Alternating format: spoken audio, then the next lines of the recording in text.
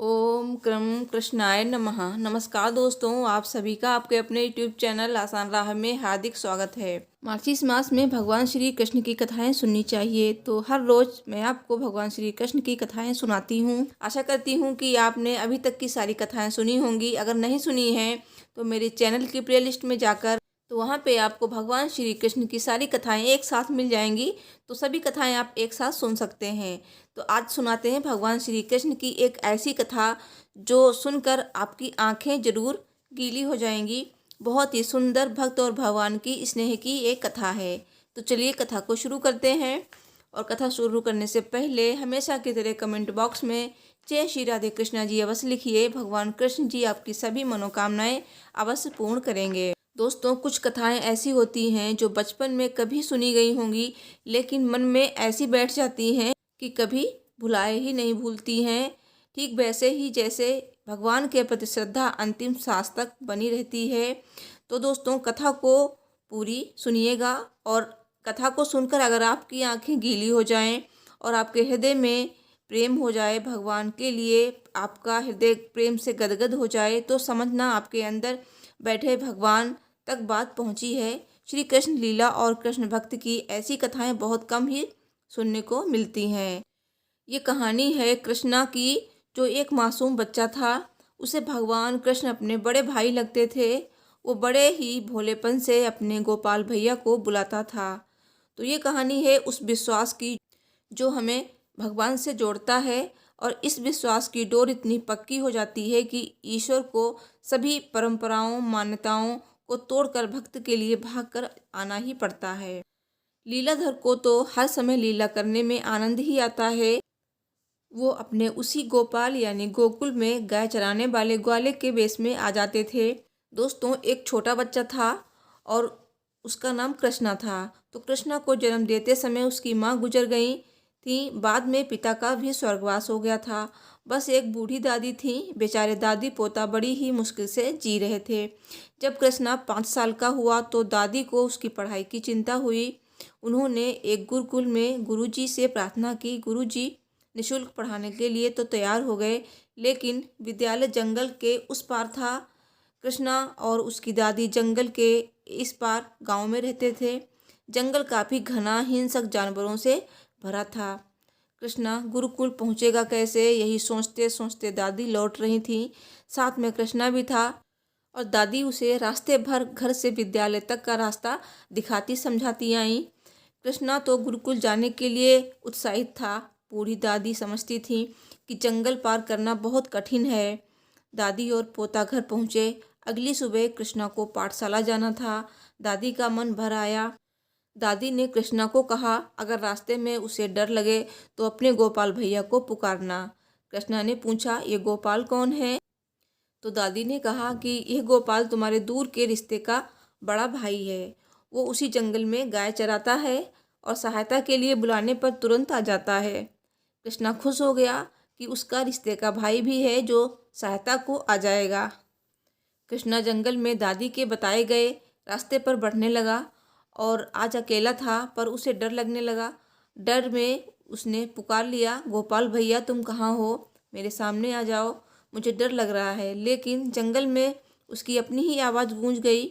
5 साल का छोटा बालक कृष्णा डरता सहमता अपने रास्ते पर बढ़ता रहा।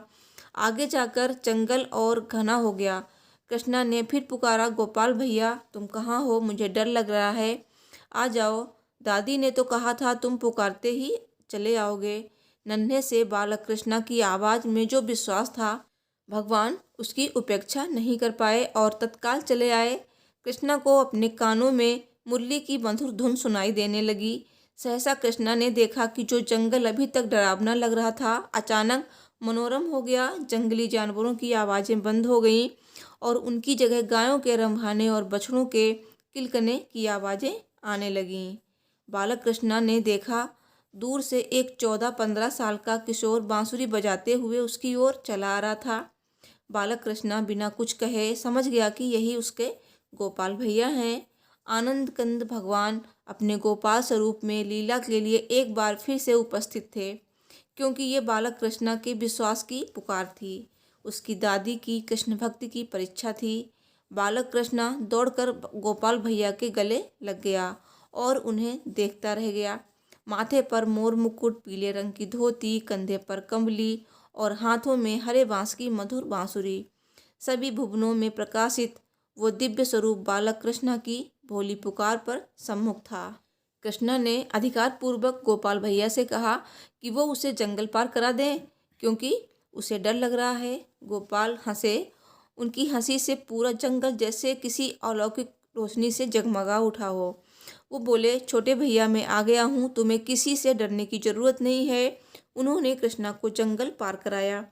कृष्णा ने कहा, आप मेरे बड़े भैया हैं, छोटे भाई की सहायता को शाम को भी आ जाना, बिना पुकारे।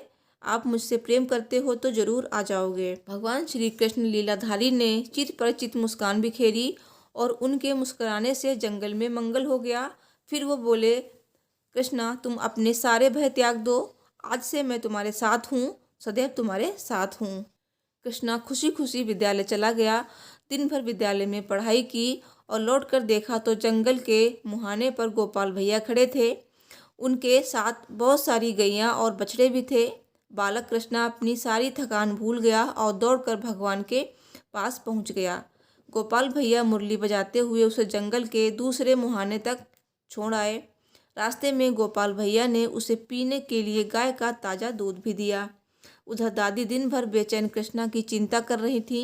शाम को उन्होंने कृष्णा को आते देखा तो जान में जान आई। उन्होंने पूछा कि आखिर तुम्हें जंगल में डर तो नहीं लगा कृष्णा? तो कृष्णा ने सारी कहानी बताई। दादी को लगा किसी चरवाहे ने कृष्णा को जंगल पार करा दिया होगा। वो तो सोच भी नहीं सकती थी कि स्वयं लीलाधारी भगवान श्री कृष्ण ही प्रकट हो गए थे। अब तो ये रोज का नियम हो गया। कृष्णा को गोपाल भैया विद्यालय से घर और घर से विद्यालय छोड़ा करते थे। एक बार विद्यालय में गुरु जी का जन्मोत्सव मनाया जा रहा था, तो सभी बच्चों ने तय किया कि वे अपने अपने योगदान से गुरु जी का जन्मोत्सव मनाएंगे। यहीं पर भोजन बनाया जाएगा। कृष्णा ने गोपाल भैया को भी जन्मोत्सव की बात बताई।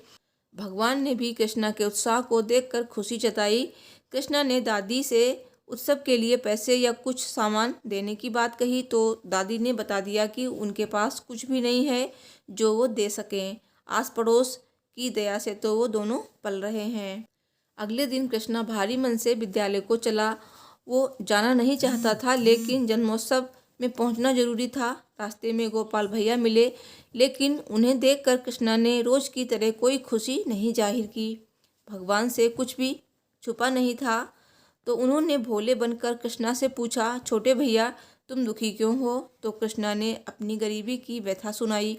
आंखों में आंसू भर आए। भगवान से देखा नहीं गया।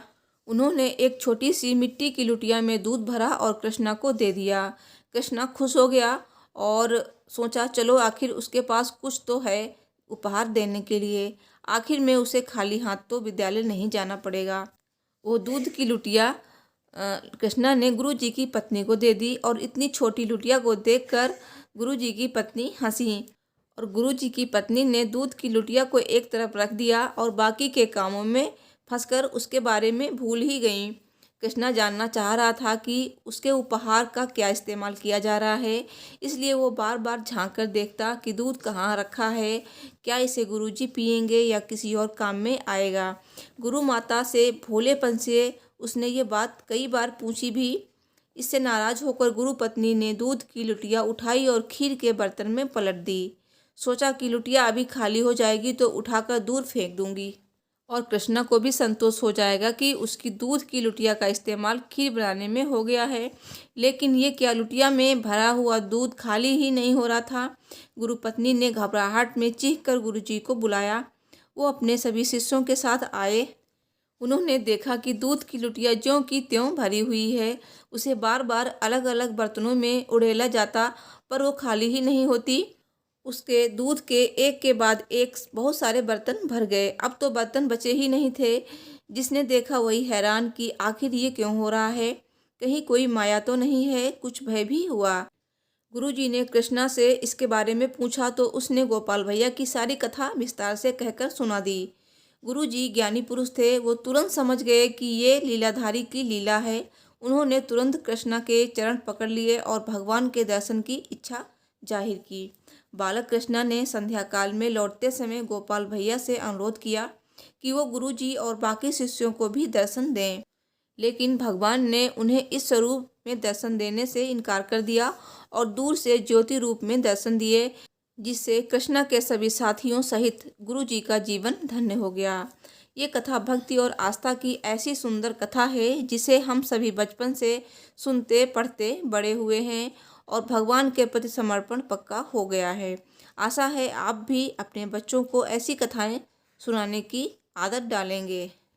इससे दो लाभ हैं। पहला तो उसकी ईश्वर में आस्था बनी रहेगी, और ईश्वर में आस्था बनी रहेगी तो शास्त्रों से जुड़ा रहेगा और संस्कारों से परिचित होगा। जाहिर है कि इस तरह वो माता पिता, गुरुजनों, बड़े बुजुर्गों को सम्मान देने वाला एक आदर्श संस्कारी संतान सिद्ध होगा, तो आपको गर्व होगा। दूसरा, जिस पौधे में बचपन से धर्म और संस्कार रूपी देसी खाद डाला जाए, उससे बढ़ने वाला पौधा उन्नत होता है, जीवन के प्रति, लक्ष्य के प्रति, समाज के प्रति। ऐसे बच्चों में एकाग्रता बहुत होती है और एकाग्रता ही तो सफलता का सूत्र है। जो भटकेगा नहीं वही तो मंजिल पर सरलता से पहुंचेगा। सब बोलिए भगवान श्री कृष्ण की जय। जय श्री राधे कृष्णा जी। दोस्तों, मुझे उम्मीद है मेरी ये कहानी आपको पसंद आई होगी, तो प्लीज़ वीडियो को लाइक शेयर करें एंड मेरे चैनल को जरूर सब्सक्राइब करें आगे ही ऐसी कथाएं सुनने के लिए। तो मिलती हूँ नेक्स्ट वीडियो में। Thanks for watching. हर हर महादेव। जय श्री राधे कृष्णा जी।